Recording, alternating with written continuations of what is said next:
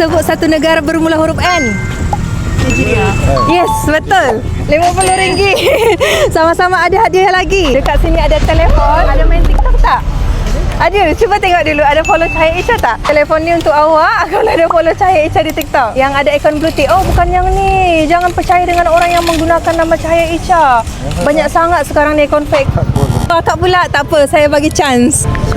Cahaya Isha. Akak pernah nampak saya tak dalam TikTok? Pernah. Alah, belum lagi. Letak telefon. Alah. Saya boleh minta tolong dengan akak tak? Akak pilih salah satu follower Cahaya. Saya nak bagi telefon dekat mereka. Tapi akak yang pilih, bukan saya. Yang tak jumpa depan-depan kan kesian juga dekat mereka kan. So saya akan hantar melalui online. Tapi akak yang pilih. Akak scroll, pilih je. Tap yang mana satu. Tunjuk depan-depan, nanti mereka tak percaya.